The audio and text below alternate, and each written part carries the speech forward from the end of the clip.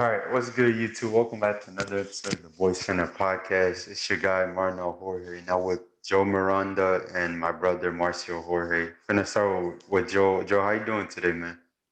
Doing great. How are y'all? I'm good. I'm good. Marcio, how are you doing? I'm doing well. I'm doing well. That's good. That's good. All right, so to start things off, hey, man, let's go to the finals. I don't know exactly when was the last time that we recorded, anyways, and we promised the people weekly too, but we're gonna get that fixed immediately. So let's go to the finals. Obviously, Phoenix Suns are up two nothing. Um, Obviously, game two, even though the Milwaukee Bucks lost, game two was much better than game one. Game one, they were still in it, but it was just at that point where it was just too late, and then Chris Paul did his thing.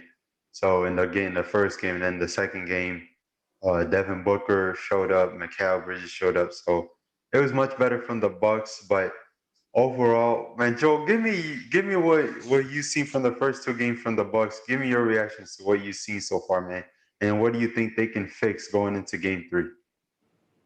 I think it's really just aggressiveness, like for Drew Holiday and Chris Middleton, because I feel like they just want to pass it to Giannis the whole time, and they don't want to they're not as consistent with their shot as they were before. Like especially Drew Holiday, man, he was playing so well, uh, the on the past series, and this one he stopped shooting. He did. Uh, Yeah, I think one of it is, well, he's not being aggressive, but also the other is like Giannis having the ball so much. Because I've said this in the past, like he can't really be a point guard. I like really as much as he wants to because Giannis is taking up so much of the ball sometimes, so much of the usage that it becomes hard for him to ever really get a rhythm. So that's why most of the time, when you look at him playing, it's kind of like, why is he doing this? Why is he doing this? Kind of like, well, one part of it is yes, he's not being aggressive, but also it's kind of like he's got that the 7 footer that's dribbling and getting to the rack anytime soon. So yeah, it's like I said, but Mikal Bridges in game two had 27 points. Drew Holiday and Chris Middleton combined had 28 points. Giannis had 42 points. That can't happen. That can happen. And Mikal Bridges played spectacular in game two too. He played really well. But yeah, this is for Drew Holiday. Chris Middleton played well in game one. I don't want people to get it to he's been 2 games in a row. He played well in game one. In game two, he played awful. And Drew Holiday was the same thing too. Get from game one to game two, that he's not shooting the ball well statistically either. And overall, it's just kind of. And then the thing is with their offense and overall, like Drew Holiday, I just hope they find their shot. People are saying that they're gonna get swept. They're not gonna get swept. They're honestly they won't get swept. Game three, obviously, is in your building now. We'll see how they play. But yeah, it's just for the Suns, just don't get too comfortable, and for the Bucks, just come out and get and take care of home court. But the thing is with the Bucks offense is like it's just so predictable because it's the Bucks are just they can play. You remember in Game Five against the Hawks, man, where they dominated the Hawks in the paint, and there was no Giannis, and Drew Holiday played oh well, yeah, Chris Middleton, Brooke Brook Lopez at a 30 Lopez. plus point Yeah. game, Bobby Portis, Mhm. like that Milwaukee Bucks team. You can have that team, but you don't see that team all the time. But also the one thing is that there was no Giannis. So what that meant is that Drew Holiday was aggressive with his shot, and there was more ball movement. There's more man movement. There was more fluidity in the offense. And it's not Giannis's fault. I'm not saying that like Giannis is all of a sudden a negative, but when Giannis is there, he just takes up a lot of their space, and also he's not a great shooter. So obviously overall, you don't have to worry about him making like 4 or 5 threes in a row. So their offense becomes predictable where when Giannis is there, it's just kind of like, okay, we're just gonna build a wall and we're gonna make sure that you don't kick it out to your shooters. But when he's not there, there's more movement, there's more fluidity, and also Brooke Lopez is playing more in the paint. Because we usually get on the Bucks kind of like, why is Brooke Lopez shooting so many threes? Well, because he's trying to give Giannis the space to drive.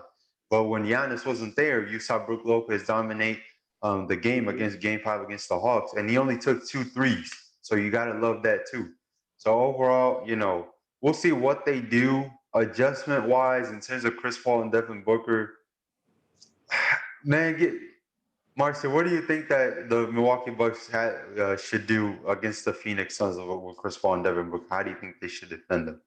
I mean, Drew Holiday, he's been giving up a lot of points to Chris Paul. Chris Paul's been like dominating really well. So I think that Drew Holiday has to try to defend and neutralize Chris Paul. And then Devin Booker, I mean, you have to let one of them cook because they don't really have a secondary defender other than Giannis, but he's busy with DeAndre Ayton. So they have to try to stop one of those players. Not stop, but like limit their scoring so that they have a better chance to win the game. I think they just have to find a way to make other guys beat them and make other guys make shots instead of Chris Paul and Devin Booker.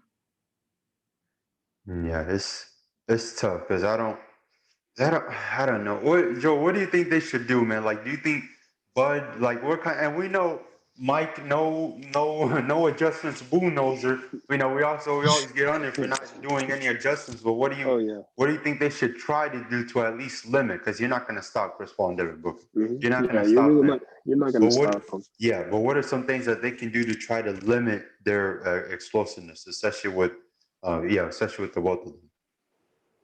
Uh, man, it's tough. Like just to even minimize their shots and everything. But I feel like maybe double teaming when one is not on the court and how like Devin Booker is just on the court by himself without CP. Like try double teaming or something, like do anything to just stop them, taking shots, make other people make them shots. So just stay on top of them. Try your best to stay on top of them. Yeah, that's a difficult part. I think your video is messed up, but yeah, that's the difficult part. Is like, how are you gonna stop them?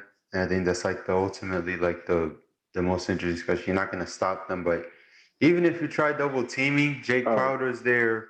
You have obviously Mikal Bridges shooting the ball. You have Cameron Johnson coming up, and also I don't think this is also being talked about enough. Obviously, Dario Saric, he wasn't getting that many minutes in the playoffs, but he's out with the torn ACL indefinitely. So he's another big body that they could have thrown at Giannis. And then obviously Torrey Craig got hurt in game two, but thankfully there was a report that said that he had no structural damage. It was a knee injury, but he didn't have any structural damage, which is good. So that means that he has a chance to play the rest of the series. But overall, the Bucks with that big lineup, obviously, you know, they gave up too many offensive rebounds, and I think I looked at it. I was rewatching the game. That small ball lineup for the Bucks, we're putting Giannis at the five, just saying it. Because then it's really because when you look at it, it's Drew Holiday, Chris Middleton, Giannis, PJ Tucker, and then Bryn Forbes. Pat Connaughton's been okay, but aside from those guys, I don't really know who Bud has to. Bud has to use different options though. He's gonna have to give Bryn Forbes a little bit more shine. Obviously, he's been giving Bobby Portis more minutes. Jeff Teague has been getting more minutes, but we'll see what rotation Bud is gonna use because like I just think it's gotten to the point to where you just kind of just keep making as much adjustments as you can, but it's all about just for them just making shots because you look at it in game one and game two, they were in both games. It's just in game two, really in both game one and game two, the Suns had an answer for every time Chris Paul or Devin Booker, because every time the Bucks were on a run, a 7-0 run or an 8-0 run, the Suns would just shut it down no matter what. So it was mostly overall just kind of we'll see what they do. We'll see the adjustments that they make, but I just think overall that it's not the series is not over.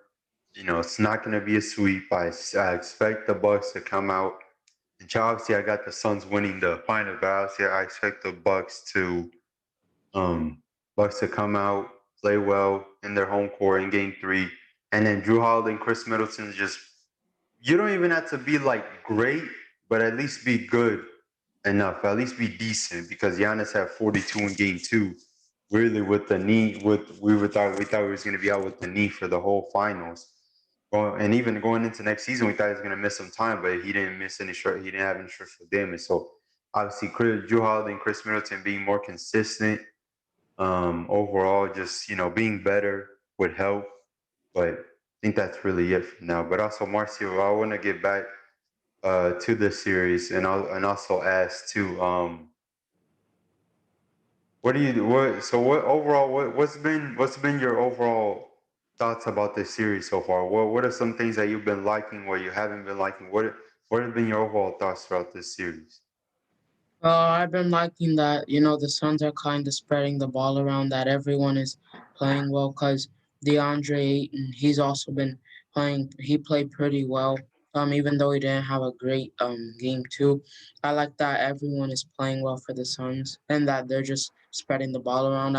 I agree with you that the Bucks need to make more adjustments and that they can't just always rely on Giannis, that they also need to make sure that other people are also playing well and that they just Drew Holiday and Chris Middleton, they just have to step up. They have to start combining for 40 to 50 points together, so that the Bucks can start winning some. Yeah, no, yeah, I think so. It's just being more consistent with them, and then yeah, with the Suns, just keep doing what they're doing. Obviously, DeAndre Ayton had a great game in game one and game two, not so much. Obviously, the adjustments that the Bucks made in the second game is really what caused them to have like a tough game. But yeah, overall, the Suns just have so many more options. Like with the Bucks, it's really their big four.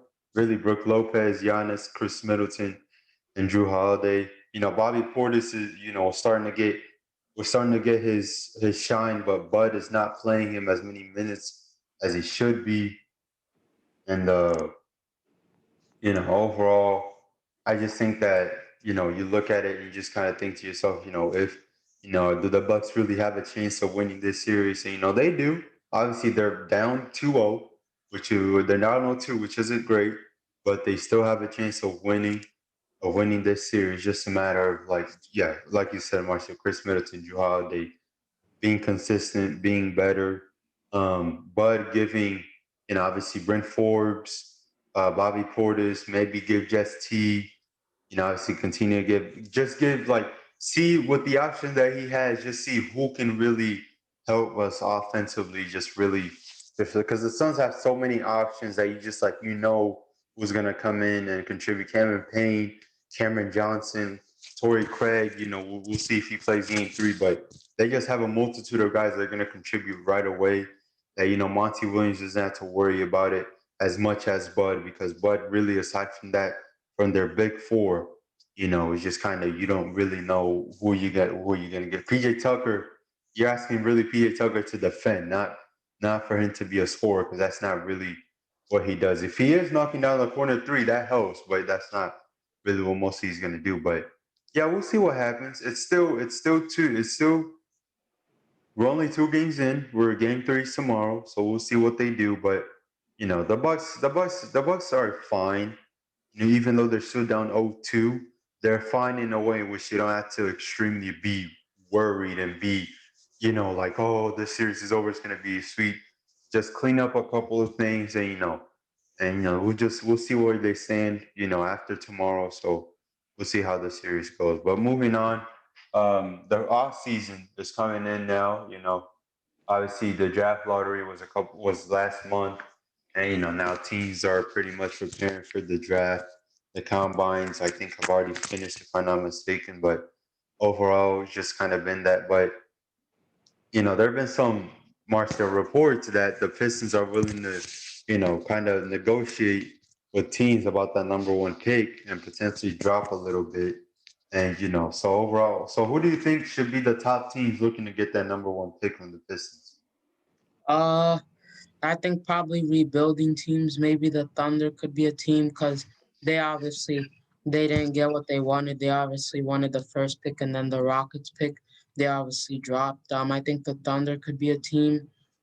And then maybe the Rockets, if they're not really sure who they want to take and they want to take Cade Cunningham, maybe I think the Rockets have a chance to move up. I think just the teams that are like rebuilding that are the worst. You know, the Magic, even though they got like 2 top 10 picks, they still dropped because they were one of the teams that was supposed to be in contention for the #1 pick. So I think just rebuilding teams, I don't think the Raptors really should try to move up because they're still a good team. They just have lost a lot of players and they just have to try to restore that with what they have. So I think just rebuilding teams and teams that know that they need like a player that's gonna help them, contend for the future. Yeah, I think that's really the question. The question. I think that's really the biggest question is like, how are they gonna really? Oh, you're back. Are you good? Yeah.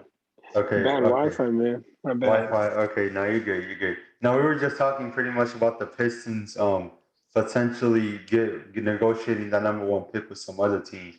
Obviously, you got the Thunder, man. You got the Rockets. The Rockets could try to get them. Toronto, I don't see Toronto getting it because I think Toronto has a solid young core that they're trying to build, especially with Pascal Siakam. Now, is Pascal Siakam gonna be up for a trade? I don't think Toronto's going to be willing to give up Pascal Siakam. But in terms of the teams out there, man, who do you think should be getting that? Who do you think should be the top teams trying to get that #1 pick from the Pistons? For the Pistons, really just the teams that are trying to rebuild, like the Rockets or like the Thunder and stuff like that. Like mostly rebuilding teams that actually need it. The Magic got 2 top 10 picks as well, so there's some intrigue there. But yeah, I don't know. It depends on what Detroit wants. I mean, obviously, are they satisfied with having Killian Hayes potentially as their point guard for the future? Obviously, Sadiq Bey had a solid season for them as well as Jeremy Grant. So they have some guys in the future, just in a matter of like, are they really interested in Cade Cunningham, maybe in Evan Mobley, Jalen Suggs, or Jalen? Because like all options are on the table.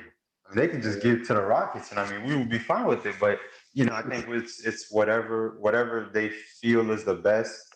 Because some teams really want that #1 pick. Some teams go at it after a month later, kind of say, "Oh, I don't think we really need it. I think it's better if we drop, and then at least we can kind of reevaluate the options that are out there." But yeah, we'll see what happens. I mean, obviously the draft is still a couple weeks. It's a couple weeks away, but we'll see what teams do. But overall, I think it should be interesting to see what Detroit does because obviously they're the first team that's gonna pick.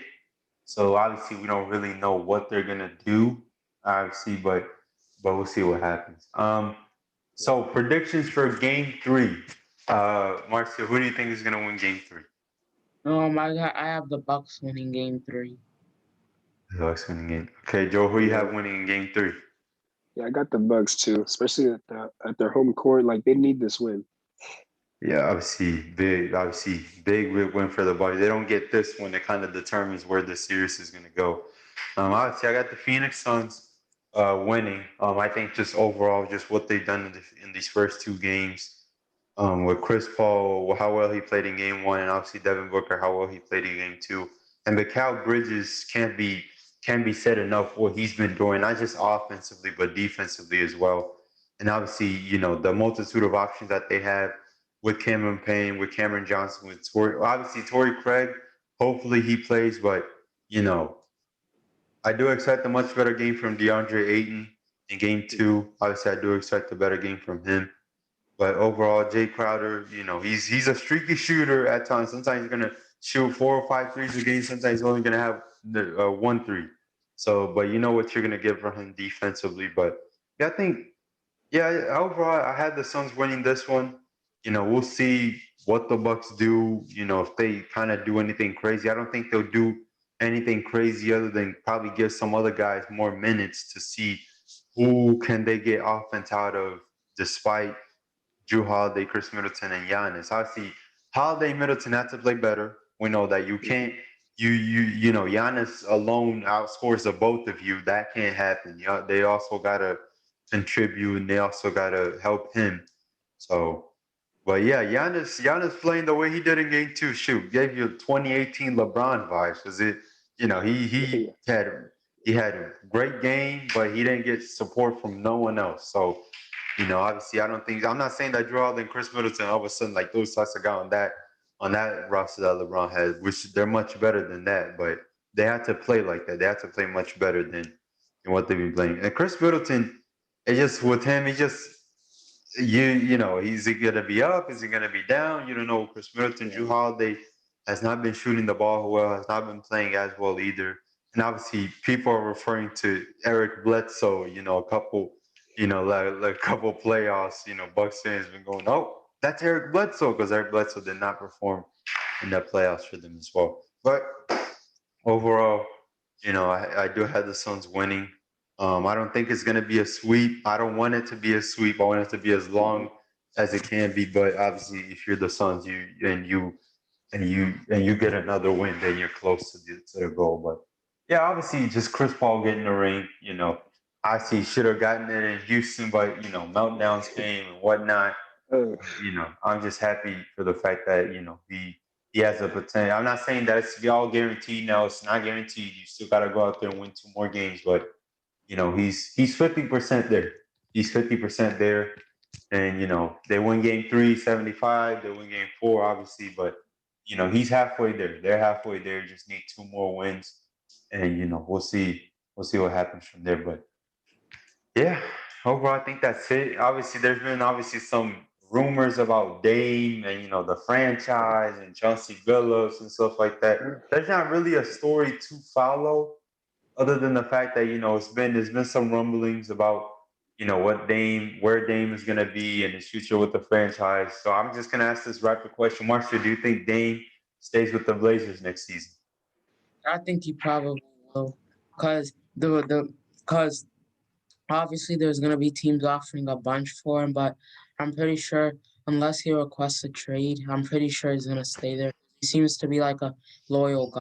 He hasn't really asked for a trade yet, so I think he'll stay with the Blazers at least through this season. Okay, Joe, you think he stays with the Blazers for this season? yeah, I think he stays too. I doubt he's gonna leave anytime soon, to be honest. And also, I think he's going to give Chauncey Billups a chance. Because I don't think it's Chauncey Billups is the problem. Obviously, he just got there. It's Hmm. just been the Blazers because they were literally in the Western Conference Finals like a couple years ago, and it was Yeah. really because of obviously the play of Yusuf Nurkic, but obviously Rodney Hood before he tore his Achilles, was off. Obviously, they had Seth Curry, and they had Dame and CJ playing well, and also they had the two wings, and Afro Camino and Mo Harkless, and then they went away from it. I don't know why they went away from it ever since because they had great wings, and then now they don't really have any wings. Obviously, they had to play Norman Powell because like I said that Norman Powell was an upgrade obviously over Gary Trent, and people had Gary Trent, for Blazers fans had Gary Trent in the long term, but also they kind of view Norman Powell as a little bit over. I viewed him as a little bit of an upgrade, not to disrespect Gary Trent, but obviously they're gonna have to pay him a lot more than they would with Gary Trent. But I'm kind of happy that Gary Trent isn't there anymore because like he wasn't getting that big of a role in Portland because of Dame and CJ. But now he goes to Toronto. He's gonna have a much bigger slice of the pie. So I'm kind of happy for him that he doesn't have to stay in Portland. That he'll get more chances in Toronto and with Norman Powell. We'll see if Portland is gonna give him a contract or not. But yeah, they gotta. It's just really with the roster, and they don't have much options either.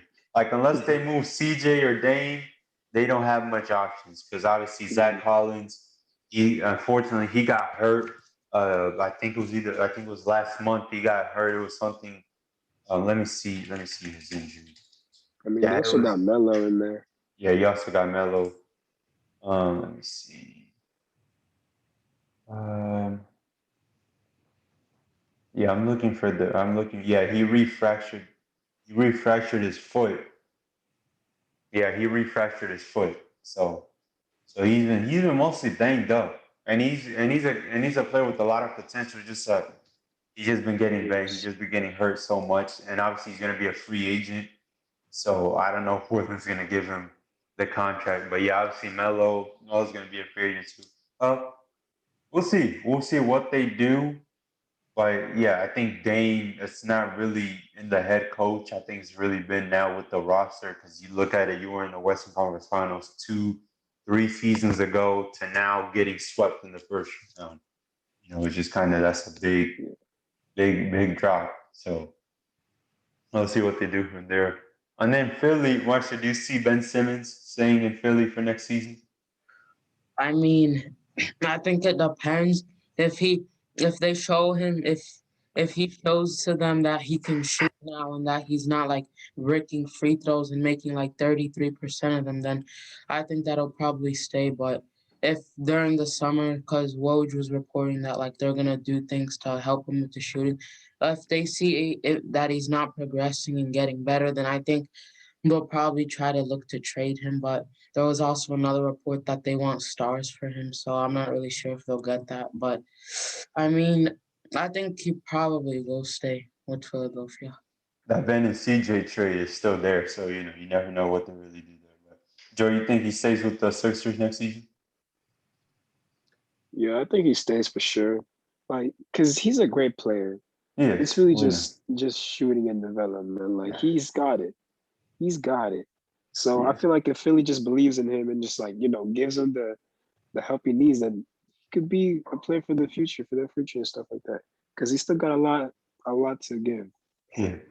And it's really just his aggressiveness that's like the issue. It's just kind of like him not being Yeah, aggressive and him not taking shots. But yeah, just kind of as much as we clown him for not shooting sometimes, like that's really the only part of his game that you can really criticize. Everything else he's exactly. fine. So yeah, we'll see what happens. Obviously, he's still on a huge deal with them. They gave him a contract. So but obviously that doesn't matter because there have been players that had big contracts and they still got moved regardless. So it just kind of showed that they can move you no matter what. But yeah, we'll see. We'll see what Daryl Morey's gonna do. Obviously, you still got Seth Curry there, you still got Danny Green, Joel Embiid's still there, Ben Simmons. It's really, yeah. Well, it's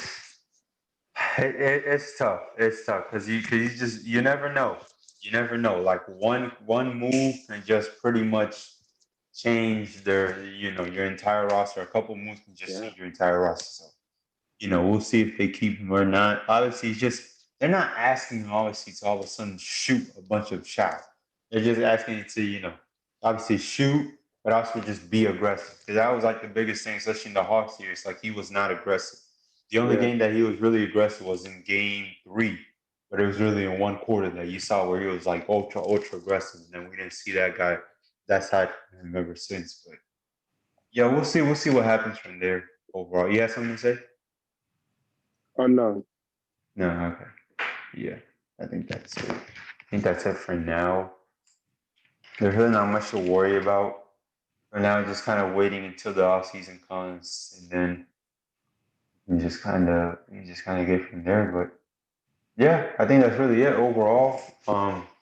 Obviously, you know, Torrey Craig. I'm seeing it right here. Uh, Craig is uncertain for Game 3, so he's questionable now to know to see who's gonna play. To see whether he's gonna play or not, obviously that's gonna be huge. He's another guy that they can throw at Giannis. So, Yeah. well, we'll see what happens. We'll see what happens. If you're a Bucks fan, you should be concerned, but you shouldn't be like that really concerned because it's just a couple of things that you got to clean up. And then I was Drew. It obviously comes down to Drew Holiday and Chris Middleton. The backcourt, really the Mhm. backcourt. You know, Chris Paul and Devin Booker have been outplaying them in these first 2 games. So it's really just mainly just them playing well. And also they had 100 in between these 2 games. Chris Paul and Devin Booker had 113 points, and I think that's the most for like the duo in like their first games in the finals. So It's yeah, amazing. they passed Steph and Clay in the finals. So they're doing their thing over there. But overall, I think that's it. Copa America's today. The Euros are tomorrow. For football, I think that overall that's it.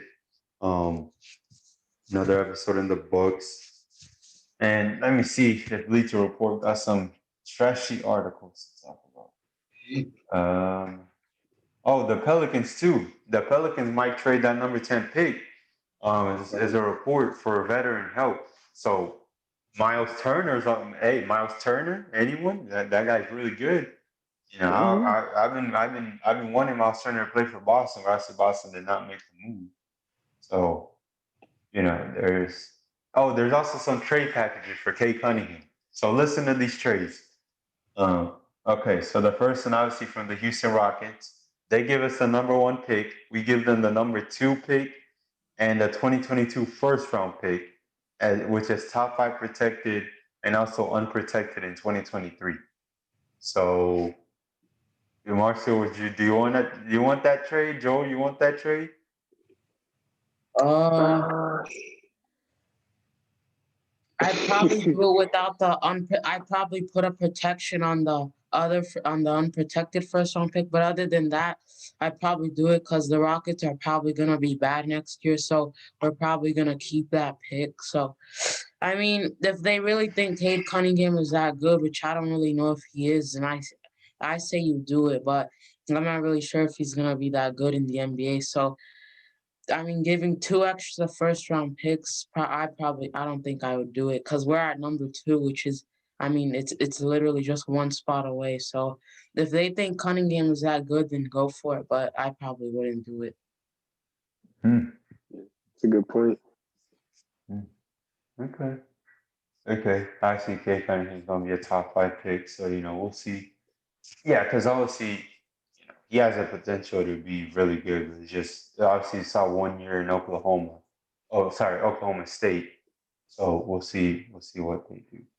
Yeah, Cleveland. So, okay, so this is a three-team trade. Okay, so the Cavaliers received the number one pick. The Pistons received the number three pick and Ben Simmons.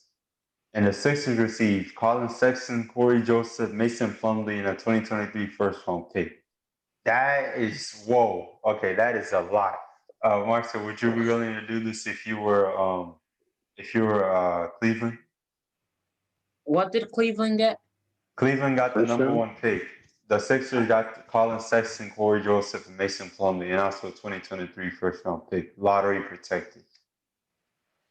Uh, And you're gonna give up on Colin Sexton. So they're yeah. not bought into to Colin Sexton. It's just really Darius Garland and Isaac Okoro, and then potentially maybe Kay Cunningham. So what do you think about it? Uh, I mean, I don't think I'd probably do it if I were Cleveland because you're still like a rebuilding team and you're giving up future first, which you never know in the future. They've gotten like a bunch of like they've gotten a bunch of like number one picks in like their history, LeBron, Andrew Wiggins, Anthony Bennett, they've gotten lots of so you never know what that pick could turn into. If I'm the Cavs, once again I don't think they should do this trade. Hmm. See, Detroit will get the number three pick and Ben Simmons. I don't know how Ben Simmons got thrown into this, but I don't think Mm. because Ben Simmons might be up for another contract in the future. So I don't know if Detroit's gonna be willing to give him the max type of money. Mhm. So. And then OKC, ooh, Marcio, how about this? OKC gets the number one pick, and the Detroit Pistons get the number six overall pick. And Shay, do you like this for OKC? No. I think this is probably the worst trade here because OKC is literally giving up their best player for a player that you don't even know if is gonna be good. Like, True. stop. Like, True. don't do Yeah. that trade. Yeah. I like Shay. I really like Shay and his potential. Yeah. I don't know. I don't. Yeah. Oh, yeah. I don't know. I don't know. I really like Shay. I really like Shay and his potential. So I Yeah, you don't. would. You shouldn't do that. Yeah. Yeah. Yeah. I don't know overall because. Mm, I'm mm, pretty sure they can trade up to the one pick without including Shea because they have like a bunch of picks. yeah, that would make sense. I think not putting Shea on the table would be better than putting him on the table. But For obviously, sure. it's the number one pick. So, the number one pick, you got to include some value other than the top six pick. But Yeah, we'll see. I mean, yeah, the Thunder have 6 picks in the 2021 first round draft, and they have five first rounders in the 2024 and 2025 draft combined. So I don't think they'll do it. Okay, so Orlando. Okay, so Orlando will get the number one pick in Corey Joseph, and the Pistons will get number five and number eight picks in 2021 and 2023 first round pick, top four protected, in Jonathan Isaac. What do If you I'm think, Detroit, I think I'd probably accept that. Yeah, because I think you get obviously you get Jonathan Isaac, and then you get top 10 picks, which is good. And obviously with Orlando, you potentially get a Kate Cunningham with Markel Fultz, Cole Anthony, and then maybe Wendell Carter, Chimaki. I don't know what Orlando's got a bunch of pieces. I don't really know what Orlando's gonna do because they got a lot of pieces. Obviously, RJ Hampton coming from the trade from the Nuggets. What are they? It'll be interesting to see what they do with him. But yeah, Orlando's got a bunch of pieces, and they also got top 10 picks, two top 10 picks. So we'll see. So you like the trade for both sides? Uh, I think probably, yeah, for both sides. I think it's a pretty equalish. I think it's a pretty win-win trade. Okay. All right. Final trade. I think, yeah, final trade. Okay, so this is a three-team trade. Portland will get the number one overall pick, Jackson Hayes and Corey Joseph. The Pelicans receive Damian Lillard, and the Pistons receive Brandon Ingram and the number 10 pick in this year's draft. Oh, I mean, if you're the Pelicans, you have to say yes to that because it's Yeah, basically Dame for Ingram and then a pick. So I think if you're Portland, you definitely say yes. I mean, If you're I I'm don't not know gonna about lie, man. Portland. Hey, yeah, it's Damian Lillard, man. You're pulling the Yeah, trigger. Any yeah, I trade don't that know. involves Damian Lillard, like you're pulling the trigger because you know what he represents. Yeah, and then potentially him and Zion Williamson, and then obviously they have a litany of point guards because you have really guards in general because you have Josh Hart, Lonzo Ball, Eric Bledsoe, Kyrie Lewis Jr., now Damian Lillard, and Nikhil Alexander Walker. That's six guards. So I don't know exactly how that's gonna work, but they would have a lot of talent, especially adding Dame. That would be a lot of talent. But the Pelicans roster is just it's so ugh. There's no shooting really with that roster aside from JJ Redick, and he wasn't really playing that many games because they were sitting him out for trade. And it's just I don't I don't know. I think if you're the Pelicans, if you can get potentially Miles Turner and Damian Lillard, okay, we're talking there. But I don't think that's gonna happen. I don't think Indy's gonna be willing to do that. But yeah, overall, um, yeah, I don't see it. But obviously, Marshall, out of all those trades, which one do you feel like it makes the most sense? all of them were pretty bad. So I mean, uh, Houston, Cleveland, OKC, Orlando, or Portland? At least one. the one that makes the most sense, Let's say the one that makes the most sense for the Pistons. probably the one where you can get. I mean, Shea or Ben Simmons, the ones where you can get those two, one of those two players. I think you probably accept that one. Probably I'd probably go with the Shea one more because you also get the sixth pick. Okay. Okay. Yeah, OKC's pick. Okay. Okay. Now this is classic. These articles aren't great, but at least they kind of give you the idea that you're trying to head into. But yeah, I mean, sure, we'll see what they do come draft time.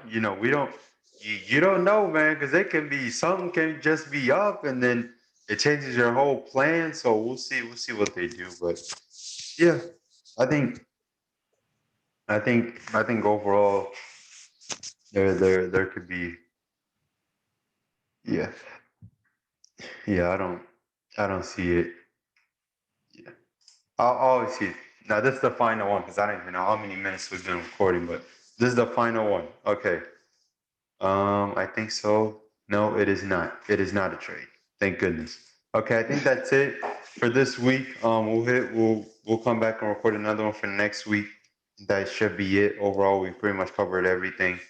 But yeah, I think that's it. Y'all have anything else y'all want to say for our end this? Nah. No. Okay. Just making sure though, because you say whatever you want now, and then not on to. Well, I can't even edit the videos anyway. But yeah, I think that's it, right? Yeah, Yeah. I think so.